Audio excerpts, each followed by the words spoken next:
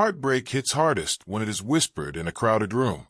Chloe Henderson adjusted the flowing emerald green fabric of her evening gown, trying to ignore the feeling of 100 judging eyes on her.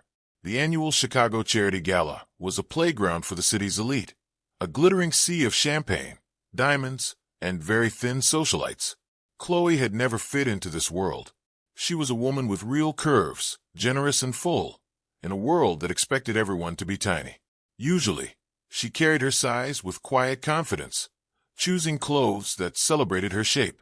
But tonight, that confidence felt paper-thin. She had only come because her public relations firm required her attendance. It was supposed to be a simple evening of networking. That was before she saw Bradley Hayes, her ex-fiancé, the man who had spent 3 years slowly destroying her self-esteem before finally leaving her for a fitness instructor named Jessica. Chloe tried to turn toward the exit, her heart pounding, but Bradley had already spotted her. He broke away from a group of wealthy men and stepped into her path near a large ice sculpture. "Chloe," Bradley said, his voice carrying that familiar, condescending tone. His eyes moved over her body, not with warmth, but with cold judgment. "I didn't expect to see you here. I thought this event had a certain standard." "Hello, Bradley," Chloe replied, keeping her voice level despite the sudden shaking in her hands. "I'm working. Excuse me." He stepped into her path, leaning close so only she could hear him over the music. "Did you really think squeezing into that much fabric would hide anything? You've gotten bigger. You're still just as fat. It's honestly embarrassing to even be seen near you." The words hit like a physical blow. They were the same cruel things he used to say behind closed doors, now dragged out into the bright light of the ballroom. A hot, suffocating feeling rushed to Chloe's cheeks. She did not offer a clever response. She did not slap him. The humiliation simply froze her in place. Without a word, Chloe turned and walked away quickly. She pushed past a group of laughing guests, practically running toward the heavy doors that led to the venue's old library. She slipped inside, shutting out the noise of the party, finding herself in the quiet of leather books and heavy curtains. The library was dark, lit only by the faint glow of streetlights coming through the tall windows. Chloe collapsed into a large leather chair, her composure finally breaking. A choked sob escaped her throat. She wrapped her arms around her stomach, suddenly aware of every curve, every softness that Bradley so cruelly despised. "Tears are a terrible waste of beautiful eyes." The voice came from the deepest shadows of the room. It was rich and deep, with a faint accent she could not place. Chloe gasped, jumping out of her chair. She peered into the dark, her heart in her throat. Sitting by the unlit fireplace, hidden by a large chair, was a man. As he leaned forward, the dim light caught his features. He was breathtaking and intimidating. He wore a perfectly tailored charcoal suit that stretched across broad shoulders. His jaw looked like it was carved from stone. His eyes, dark and sharp, were locked onto her. "I'm so sorry," Chloe stammered, wiping her cheeks quickly. "I thought this room was empty. I didn't mean to intrude." "You aren't intruding," the man said smoothly, rising to his feet. He moved with a quiet, dangerous grace. "But you are crying. Why?" It was the pure authority in his voice that broke down her remaining walls. He did not ask like a polite stranger. He asked like someone used to hearing only the truth. "It's nothing," Chloe whispered, looking down at her dress, suddenly feeling foolish. "Just a bad encounter." The man took a slow step closer. "People do not cry in dark rooms over nothing. Who put that look on your face?" Chloe let out a bitter, small laugh. She felt so broken that the truth simply spilled out into the quiet darkness. "My ex," she whispered, her voice cracking. "My ex called me fat." Silence stretched between them. It was not an awkward silence, but a heavy, dangerous one. The man stopped moving completely. His dark eyes moved over her, taking in her full figure, her waist, the curve of her body. When he looked back up into her eyes, the air in the room felt warmer. "Your ex," the man said, his voice dropping low, "is a blind, foolish man. You are not fat. You are stunning. You are soft and full and perfect." Chloe's breath caught. No one had ever spoken to her like that. The certainty in his voice sent a shiver down her spine. "He didn't think so," she murmured. "He is a fool who wouldn't know what to do with a queen if she handed him her crown," the man replied, stepping into her personal space. He reached out, his large hand gently catching a tear on her cheek. His touch was warm. "Give me his name." "Why?" Chloe asked, completely caught up in the intensity radiating from him. "Because a man who speaks to a woman like you in such a way needs to be taught a lesson," he stated simply. "What is his name?" "Bradley," she breathed out, hypnotized. "Bradley Hayes." The man's eyes flashed with something dark, a brief flicker of pure fury. "Bradley Hayes. I will remember that. And what is your name, beautiful girl?" "Chloe. Chloe Henderson." "Chloe," he said the name slowly, like a dark promise. "I am Matteo Vitello." Part 2. The name hit Chloe like a truck. The warmth of attraction instantly shattered, replaced by pure adrenaline. Matteo Vitello. He was not just a wealthy man. He was the whispered legend of Chicago, the undisputed head of the Vitello crime family, a mafia boss whose reach touched every bank, every union, and every dark alley in the Midwest. "You!" Chloe took a sudden step back, her eyes widening in panic. "You're Matteo Vitello." "I am," Matteo confirmed, his expression unreadable. He did not offer apologies or explanations for his reputation. He simply watched her, studying her reaction. "I have to go," Chloe stammered, gathering her skirts. "I shouldn't be here. I'm sorry." Before she could take another step, Matteo's hand shot out, wrapping gently but firmly around her wrist. He did not hurt her, but the grip was unmovable. "You are not running away, Chloe," Matteo said softly. "Not from me, and certainly not from him. You are going to walk back into that ballroom, and you are going to hold your head high." "I can't," she whispered, tears threatening to fall again. "He will do nothing," Matteo interrupted, his voice carrying cold authority. "Because you are walking back in there with me." Chloe stared at him, confused. Why would the most feared man in Chicago care about a stranger's wounded pride? But looking into his dark eyes, she saw no pity. She saw an intense, possessive anger that made her stomach flutter in a way that both scared and thrilled her. Matteo offered his arm. "Shall we?" Slowly, her heart hammering, Chloe slid her arm through his. The muscle beneath his suit felt like solid iron. When Matteo pushed open the heavy doors and stepped back into the glittering ballroom, the effect was instant. It was like a shark gliding into a pool of bright tropical fish. The laughter near the doorway died. Conversation stopped. Eyes widened. The crowd physically parted, stepping back to create a wide path. On his arm, standing tall despite her shaking knees, was Chloe. She felt the weight of 100 stares, but this time there was no judgment about her size. Only shock, awe, and a healthy dose of fear. Matteo walked at a slow, deliberate pace. He was making a statement. He was claiming her presence, wrapping her in his aura of power. Chloe felt a strange, intoxicating rush. Beside this man, she was not the discarded ex-fiancée. She was untouchable. Matteo's dark eyes scanned the room until they locked onto their target. Bradley was standing near the grand piano, holding a drink, laughing with Jessica. Matteo steered Chloe directly toward them. As they approached, Bradley glanced over casually. His smug smile instantly vanished. The color drained from his face, so fast he looked like he might pass out. Bradley worked in wealth management. He knew exactly who controlled the shadow money in Chicago. He knew Matteo Vitello's face, and he knew the rumors of blood on his hands. "Mr. Vitello," Bradley choked out, practically dropping his glass. He did not even look at Chloe. His terrified gaze stayed fixed on the Mafia boss. "It is an honor. I didn't know you were attending tonight." "I find charity events quite educational," Matteo replied, his voice a smooth, deadly drawl. "For instance, tonight I learned that some men in this city lack basic manners. They lack respect." Bradley swallowed hard, sweat beading on his forehead. "I am not sure I understand, sir." Matteo finally turned his head, looking down at Chloe with an expression so tender it made several onlookers gasp. Then his gaze snapped back to Bradley, turning colder than the Chicago winter. "I was having a quiet moment in the library," Matteo said softly, forcing Bradley to lean in closer. when I found this breathtaking woman weeping in the dark.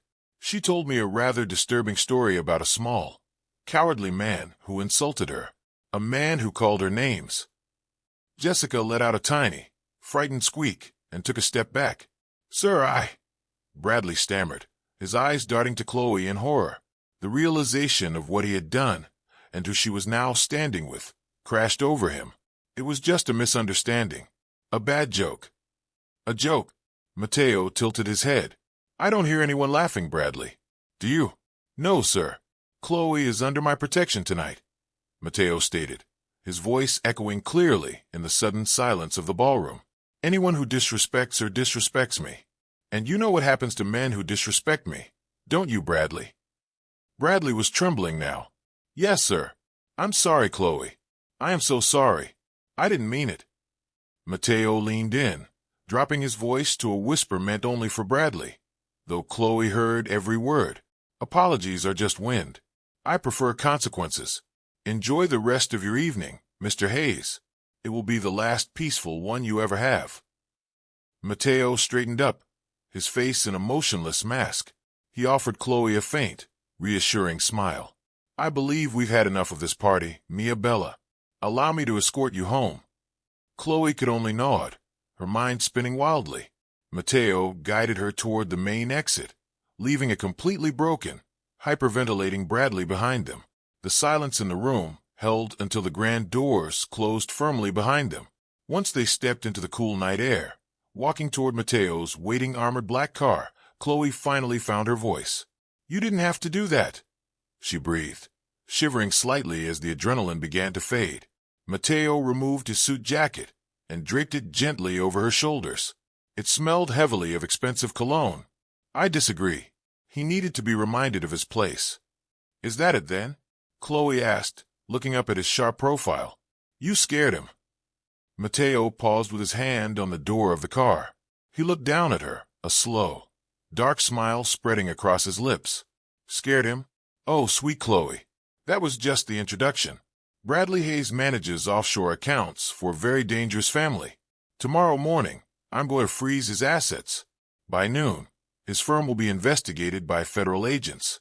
By Friday, he won't have a penny to his name, and his dangerous clients will be looking for his head. Chloe stared at him, her heart stopping. You're going to destroy his entire life. Mateo reached out, his thumb gently tracing her jawline. I told you, Mia Bella. I'm going to burn his world to the ground, because nobody makes my woman cry.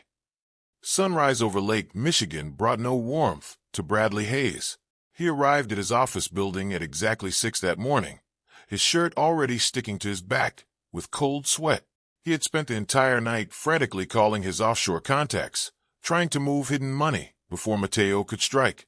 Every call went to a disconnected line. He swiped his key card at the elevator. The reader flashed red. Access denied. Hey, what the hell? Bradley muttered, slamming his palm against the scanner. Mr. Bradley Hayes. A voice echoed through the lobby. Bradley spun around to find 2 men in FBI jackets, flanked by building security. Behind them, through the glass doors, black vans were parked outside. Agents streamed in carrying empty boxes. We have a federal warrant for your office, your hard drives, and all physical records, the lead agent said, holding up paperwork. Your accounts have been frozen pending a federal indictment regarding fraud and money laundering. Bradley's knees buckled. On what grounds? This is a mistake. I manage legitimate portfolios. We received an anonymous data dump at 3 this morning, the agent replied, his face without sympathy. It contained 10 years of transaction logs detailing your exact methods for a certain crime family. You're finished, Hayes. Turn around and put your hands behind your back. As handcuffs snapped around his wrists, Bradley's phone buzzed violently in his pocket. The agent glanced at the caller ID. Should I tell whoever this is that his money is currently property of the government? Bradley let out a pathetic, strangled sob. He knew exactly who was calling. The people whose money he had been secretly handling were not men who accepted apologies or federal seizures. They preferred to settle debts violently. Mateo hadn't just taken his job. He had painted a massive target on his back. By noon, Bradley's picture was on every local news network. He was released on bail, using the last of his legitimate savings, but he had nowhere to go. When he arrived at his condo, he found Jessica loading suitcases into a waiting car. "Jess, wait," Bradley pleaded, running up the driveway. "I can fix this. It's a misunderstanding."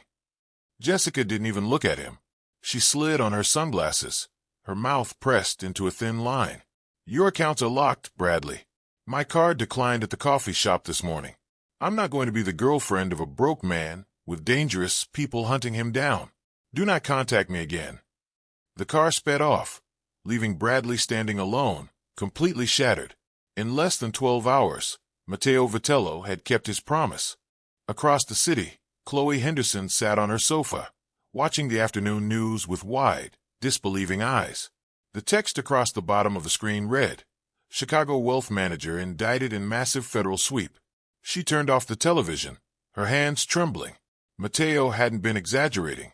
He held a terrifying, absolute power over the city, and he had unleashed it all because of a few cruel words spoken in a dark library. A sharp knock at her door pulled her from her racing thoughts. Chloe cautiously opened it to find a large, matte black clothing box resting on her doorstep, tied with a heavy silk ribbon. No delivery driver in sight. She dragged the box inside and untied the ribbon. Pushing back the layers of dark tissue paper, she gasped. Inside was a dress. Not just any dress. A custom-tailored masterpiece of deep ruby red velvet. Unlike the clothes she usually bought, which were designed to hide or minimize her figure, this dress was made to celebrate it. The fabric was heavy and rich, cut to perfectly follow the curve of her hips and support her full figure. Tucked into the neckline was a thick cream envelope. She opened it with shaking fingers. The handwriting was sharp and elegant. A queen should never wear colors meant to blend in. "Wear red tonight. My driver will collect you at 8. That evening, the quiet dining room at the top of a luxury hotel offered a sweeping view of the Chicago skyline, but Matteo Vitello was not looking at the city. He was looking at Chloe. When she stepped out of the private elevator, wearing the ruby velvet gown, the air physically left Matteo's lungs. The dress clung to every soft, magnificent curve, celebrating the very fullness her fool of an ex had tried to shame her for. She looked powerful, sensual, and utterly breathtaking. "You look." Matteo stood, stepping forward to take her hand, pressing a warm kiss to her knuckles. "Words fail me, Mia Bella. You are a masterpiece." Chloe felt a deep blush creep up her neck, but this time it was not from embarrassment. It was from pure desire. "Thank you. And thank you for everything. I saw the news today." Matteo guided her to the table, pulling out her chair. "I told you. I handle pests. He will no longer be a concern to you." They spent the next 2 hours dining on imported delicacies and rich wine. For a man who controlled the city's underworld, Matteo was incredibly attentive. He asked about her work, her passions, her dreams, listening with an intensity that made her feel like the only woman on the planet. He never once looked at her body with anything less than absolute admiration. As the dessert plates were cleared, a sudden commotion erupted near the entrance of the private suite. The heavy doors flew open, and 2 of Matteo's bodyguards dragged a thrashing, disheveled figure into the room. It was Bradley. His suit was torn, his eye was bruised, and he looked completely unhinged. "Mr. Vitello, we caught him trying to bribe a service elevator operator." The head guard grunted, tossing Bradley onto the carpet. Bradley scrambled to his knees, his eyes darting frantically between Matteo and Chloe. When he looked at Chloe, his jaw dropped. In the ruby dress, standing tall beside the most powerful man in the city, she looked like royalty. She did not look like the woman he had bullied. She looked like someone who could end his life with a single word. "Chloe, Chloe, please," Bradley begged, his voice cracking. "You have to tell him to stop. They're going to kill me. Tell him to give my money back." Chloe looked down at the pathetic, trembling man on the floor. For 3 years, she had let this man dictate her worth. She had cried herself to sleep and hated her own reflection because of his shallow cruelty. Now, looking at him, she felt absolutely nothing but pity. "Why should I help you, Bradley?" Chloe asked, her voice calm and steady. "You made it very clear last night that I am just a fat embarrassment." "I was stupid." Bradley wept. crawling forward before a bodyguard stepped on his shoulder, pinning him down. I was insecure. You were always too good for me. I just wanted to bring you down, so you wouldn't leave. Please, Chloe. You're a good person. Save me. Mateo's expression turned utterly cold. He slowly stood from the table, walking around to stand directly in front of Bradley. You do not get to speak to her, Mateo said softly, the quiet volume echoing like a gunshot in the silent room. You do not get to look at her, and you certainly do not get to beg for her mercy. Please, Mateo. I'll do anything. I don't want anything from you. Mateo interrupted. He looked down at Bradley the way one looks at something dirty on the bottom of a shoe. You had a diamond in your hands, and you treated it like dirt because you were too weak to hold its weight. Now you belong to the wolves. Mateo snapped his fingers. Take him down to the service alley. His debt is theirs to collect. No, no, please. Chloe, Bradley screamed as the guards hauled him up and dragged him backward out of the room. His terrified screams echoed down the hallway until the heavy door slammed shut, plunging the dining room back into quiet luxury. Chloe stood frozen, her heart hammering against her ribs. The reality of Mateo's world was dark, violent, and absolute. Mateo turned to her, the coldness vanishing from his eyes, instantly replaced by a burning, possessive warmth. He closed the distance between them, his large hands coming up to gently cup her face. Are you afraid of me, Chloe? He asked, his voice a low, quiet whisper. Chloe looked up into his dark eyes. She thought about the cruelty she had endured her entire life, the constant pressure to shrink herself down to fit into a world that did not want her. Here was a man who did not want her to shrink. He wanted her to take up space. He wanted to set the world on fire just to keep her warm. No, Chloe whispered, her hands coming up to rest flat against his chest. Mateo let out a harsh, relieved breath. He leaned down, his lips brushing softly against hers in a promise of complete devotion. Good, because from this night forward, no one will ever disrespect you again. You are my queen, and anyone who makes you feel like you are anything less than perfect will face the fire. He kissed her deeply, sweeping her into his arms, completely consumed by the beautiful woman who had finally claimed the heart of Chicago's most ruthless king. The weeks that followed felt like stepping into an entirely different life. Chloe had spent years shrinking herself, hiding behind dark colors and quiet apologies for taking up space in rooms that never wanted her there. Now, on Mateo's arm, she walked into every room like she owned it, because in a way she did. She began wearing the colors she had always loved, but never dared to choose. Deep emerald greens, rich burgundies, bold golds. Every piece was tailored not to hide her, but to celebrate her fully. Mateo insisted on it, personally reviewing every garment before it reached her closet, discarding anything that looked like an apology. Word of what happened at the gala spread quickly through Chicago's social circles, though never through official channels. People simply understood, without needing to be told directly, that Chloe Henderson was under Mateo Vitello's protection. The subtle judgment she used to feel walking into a room evaporated entirely. People who once looked past her now sought her out, eager for even a moment of her attention, hoping it might translate into favor with the man beside her. Chloe found she did not mind the attention nearly as much as she thought she would. For years, she had craved acceptance from people who never deserved her kindness in the first place.